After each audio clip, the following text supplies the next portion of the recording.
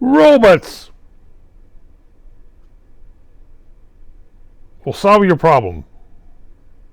Sure it will. Way back, the last century, I worked at Kraft Foods as a fat tester.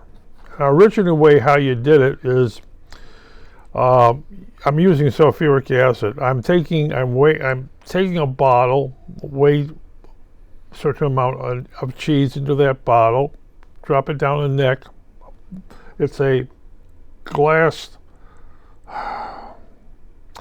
bottle with a thin tube that's etched. And the thing is, to test for fat, you drop your cheese down there, or milk, cheese, in this case cheese. Put in sulfuric acid, put water on top of that, put it into a shaking bath, hot water shaking bath. It shakes for X that thing. Then you take it out and quickly put it up against a chart, a graph, or whatever, and you read how much fat's in the product. And you do 12 of these a day. Well, it takes a long time. It's a boring, long time to do that. Well, somebody came in with a solution that we're going to go into robots. They're going to look into robots. And what they did was they brought in a guy who, that robot cost $100,000. Wow, that thing is sitting on a table. And what I did now is I weighed up my thing into that thing. Instead of using sulfuric acid, I used hydrochloric acid, which did the same thing. And on the robot is the extraction. I'm using water to heat up the product, dissolve everything in hydrochloric acid. Then it's in this bottle. There will be 3 stages. You will use alcohol, shake, shake, shake. Then there will be a needle going in there of petroleum ether, shake, shake, shake, shake, and ethyl ether, shake, shake, shake, shake. And then it will go along an area. And the next stage is basically you're sucking the liquid out of the bottle, and you're pouring it into a pan, a pre-weighed pan, okay, which goes on a hot plate, which goes on a balance, which goes back into another set of pans, and the process is repeated. Well, that's the way it started out. The guy set it up, works perfectly, and oh yeah, it looks very great. So he set it for 10. Okay. Then I set up, well, I'm going to make 64. We do everything in duplicates. So I make up 64 bottles. Okay. 32 samples. Start my action. And at number 10, it stops.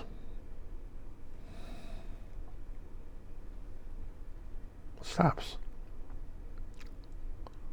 Where is he? Oh, he's flying all the way back to Massachusetts or wherever he came from. Gets off the plane, gets a call and says, it stopped. Oh, that's too bad. You did something wrong. No, it stopped. Where's the program? Oh, I have it. Well, tell me what to do.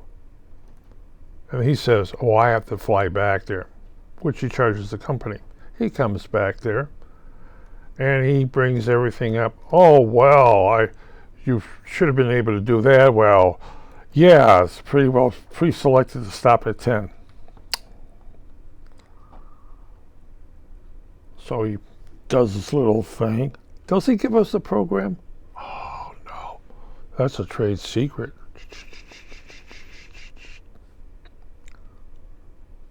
And it does 64 loop. He goes to his hotel. He sees anything, call me at a hotel. Now he's building a company. And he goes out there and has a nice steak dinner. Comes back the next day. We got our readout. It seems to be okay. Then goes flies back there. You know, we kind of like ask him for the program, software program. Secret. We just paid $100,000. He just said this was a secret. Oh. Can we analyze exactly what the secret is? So the company decides that we should, instead of having this guy come in with a big fee, is to go out where this unit, this robot is made, and I am going to go out there, and Mike is going to come with me, not my supervisor Mike, but another Mike. He got his degree in computer science. He moved from analytical to the computer room. He got a degree. So we both go out there and we spend a week in Boston, or one of the little outside Boston. And we come back and Mike sits there and he reprograms. He looks at the software, the program. We got a copy of it. He just writes this out, does a couple of corrections to it, puts it in. It works perfectly. We never have to call the guy back in to do maintenance on it. And I was taught the same thing. And I'm told very simple. Mike is going to be doing all the programming on it. You just do all the setup and everything else. Mike is going to do all the program. So if there's any problem that goes wrong, Mike will take care of it. Okay. Mike will take care of it.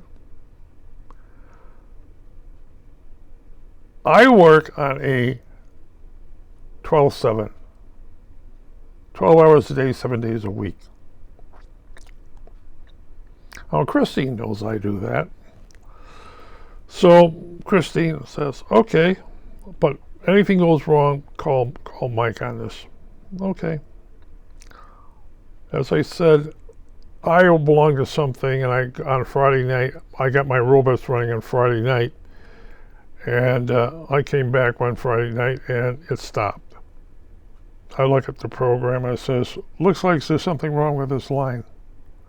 So I call him, and he lives close by, not that close. I live closer, but he has to come in at 7 o'clock at night and do it. I said, you either come in tonight, you're going to come in tomorrow. Remember, I can't touch this. So he comes in and does his work, which was great. Am I going to complain with this one? Yeah. So we have these robots for about 5 years. We got 3 robots. I got 2 in my lab, and they buy another one down the hall. Now, I'm one of the video guys. I actually am the only guy in the building that can do video and with a still camera. Nobody else can have a camera. Problem with having a degree in communications. So if somebody has a problem on their thing and they want pictures taken, I'm one of the 2 people that can take pictures. And when they want something done in video, I'm the guy who does video. As I said, I work 12 hours a day. So for one of my video classes at the local college, I made a 20-minute video of my computer with music and voiceover and all the other stuff with that. Really nice and slick, dissolves, cuts, or what have you. Title, what have you. Oh, goody. And I showed my Christine that this is to show you exactly what I did. Hey, that's pretty good. So she takes it to Mick Vickers, the vice president. He says, hey, that's pretty good. He takes it to Mike Miles, and Mike Miles looked at, hey, that's pretty good. We got this great big thing coming up in the springtime. Oh, okay. And Mike Miles shows us the marketing. Marketing says, oh, that's pretty good. Let's make a videotape of it. But there, I got a videotape. Oh, we can make it more slicker. More dissolves, more cuts. Yeah, right. Oh, spokesman on it too, right? Yeah, I didn't have a spokesman on this. Mine's all voiceover. And they got that thing. So they used my one. Oh, they used the one down the hall, the brand new one, the one that cost $100,000 or whatever it costs. The one that's running a chemical called sulfuric acid. To dissolve, or whatever they're doing is they're dissolving that into, they use sulfuric acid. Sulfuric acid. Now, in my room, there's a negative airflow. So any fumes that are taken off by the ethyl ether, petroleum ether, goes up the ductwork. That room, they don't.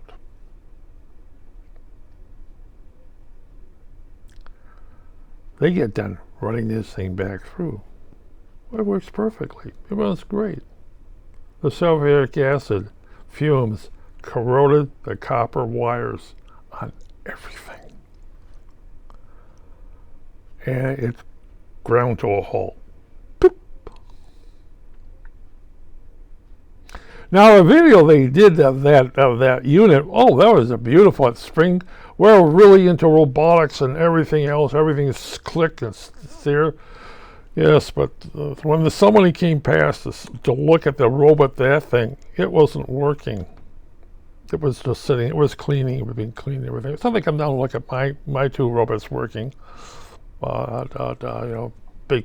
Big tours and that thing. We're into robotics, except for Mike. When I call him on Saturday morning at 5 a.m., I leave a message on his phone that says it's down again.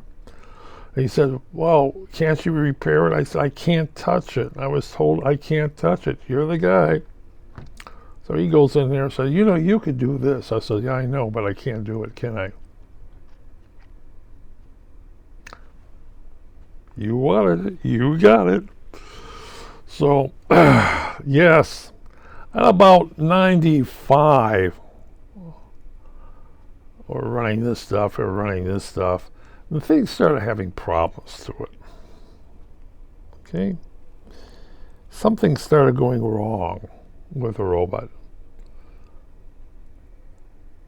And like everything else, if something goes wrong, they have to buy the whole new unit here.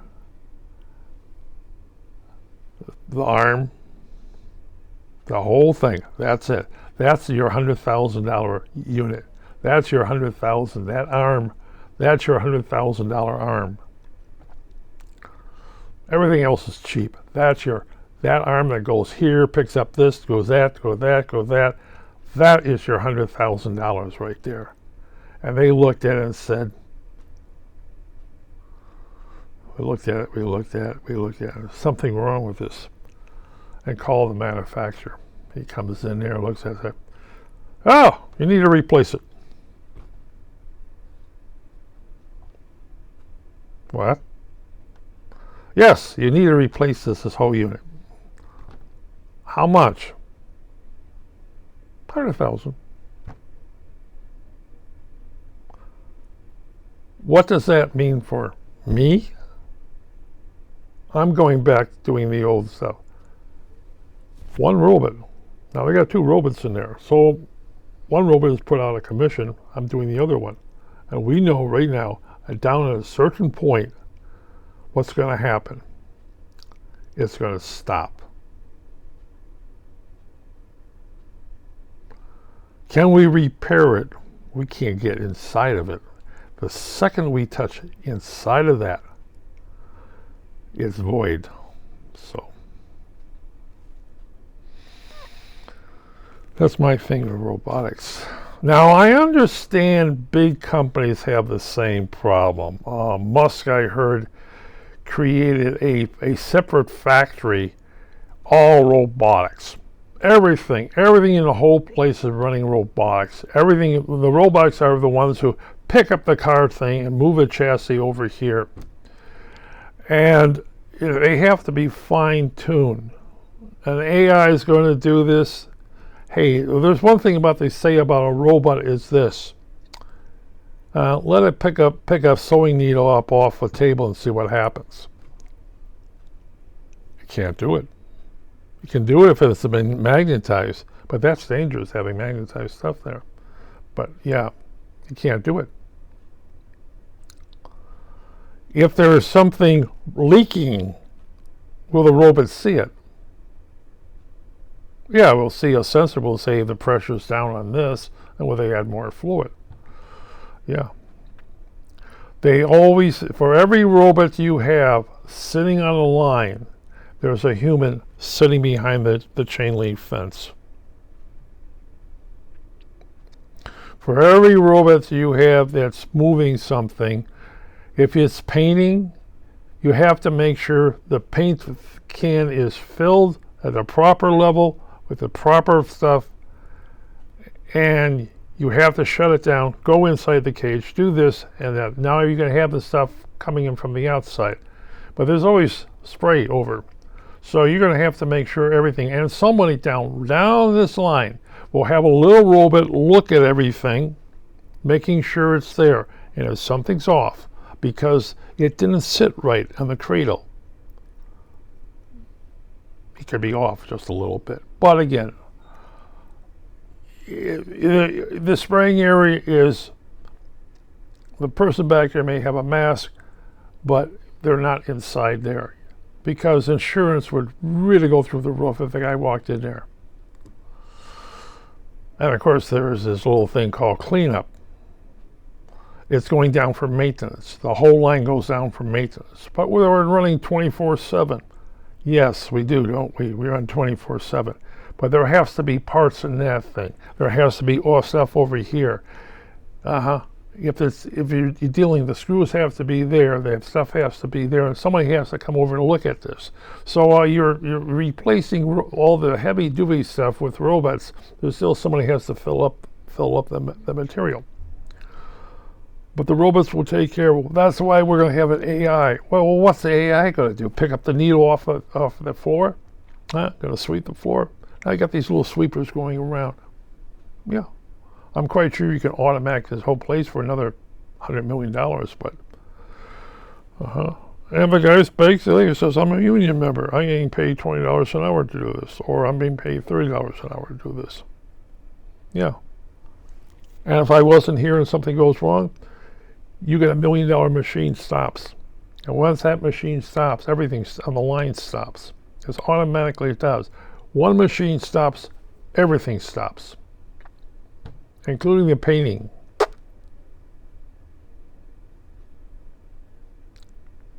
What do you mean, including the painting? Including the painting.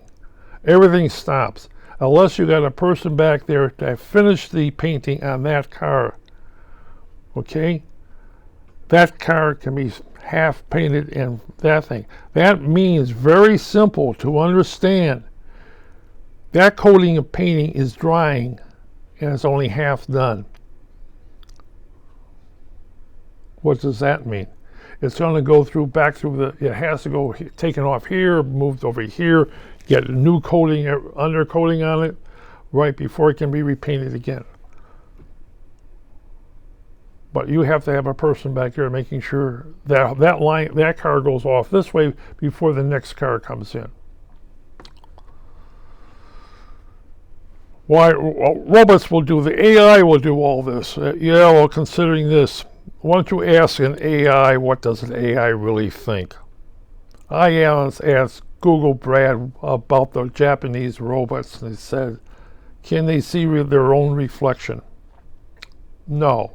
Can they see their shadow? No. Can they see that spider web? No.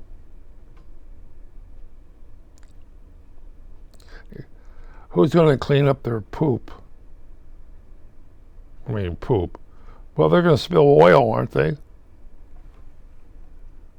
Yeah. So robots are great, but they're still not that line. Maybe 10 years down the line, you will have something that was equal to a human being. Now, can it smell that something is burning? chemical in the air that has to have a sensor over here doing this thing. And then, of course, the eyes in that thing. I see all these colors around here. It has to be programmed to see all those colors. Yeah. So, yes, sirree, this robot's going to replace Rolf. It is not a Data on Star Trek series.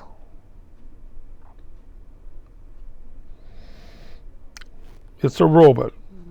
A limitation on the robot. Sure, give me the ability to see colors. Not only colors in front of me, but colors across the room. Colors over here. Right. Give me perspective. Right.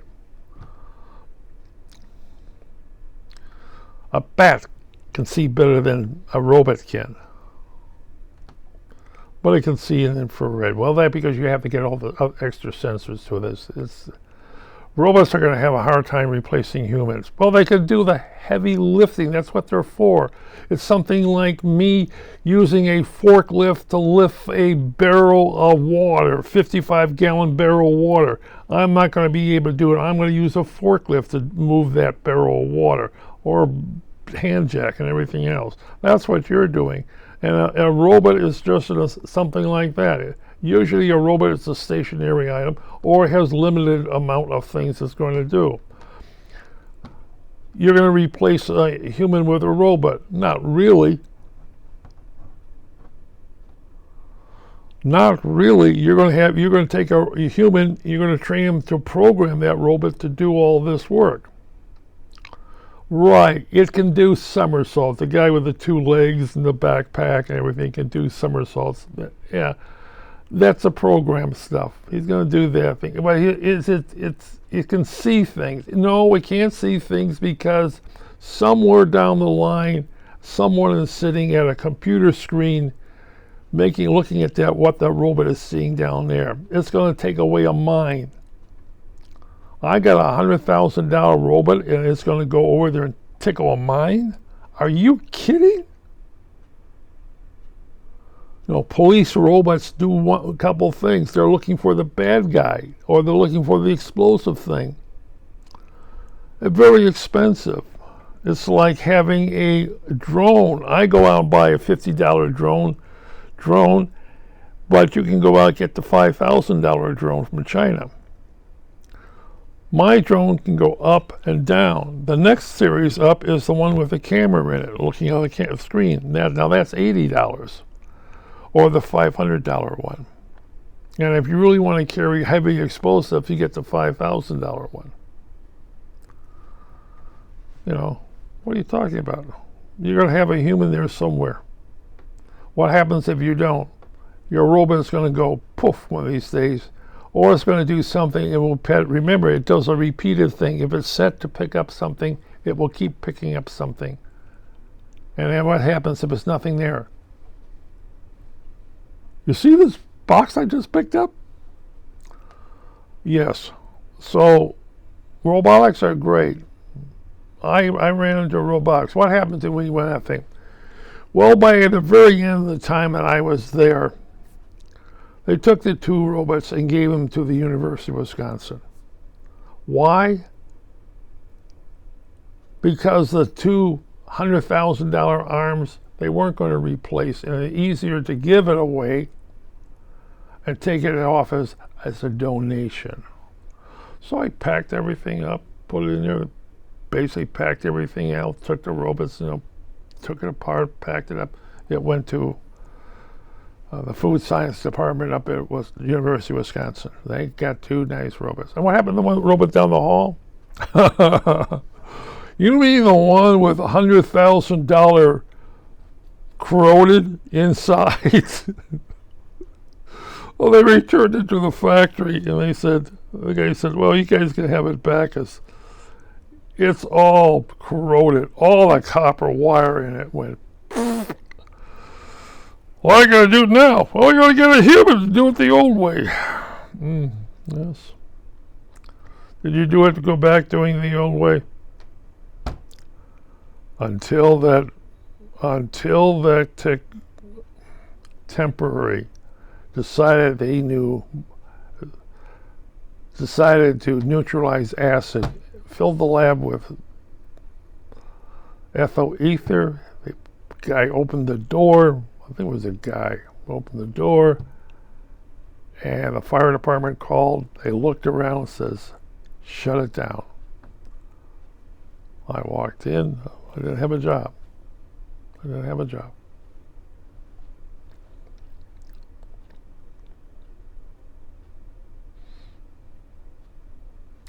That's life.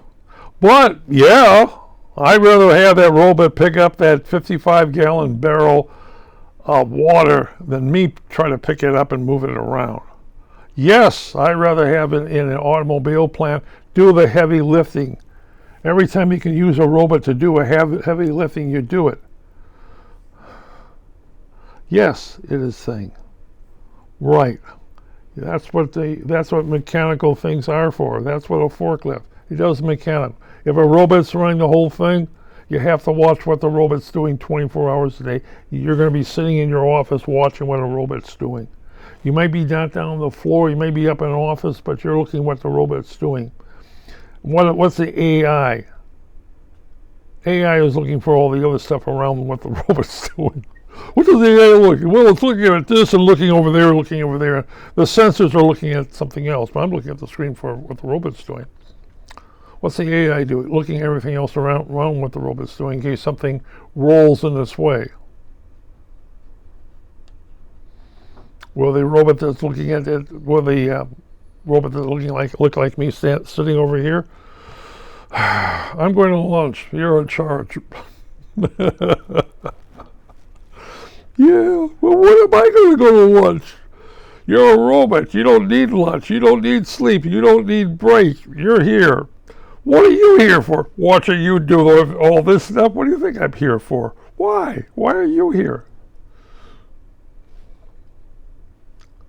Here's a can of oil. What's a can of oil for? To put on all your stuff, keep your arms flexible. But it's really interesting. I always enjoy automation is going to replace everything. No. Well, robots are going to replace you. No. There's someone think AI is going to replace you. No. I don't think AI, who is going to be intelligent, really wants to sit there and waste their time watching me look at a screen of a robot doing something.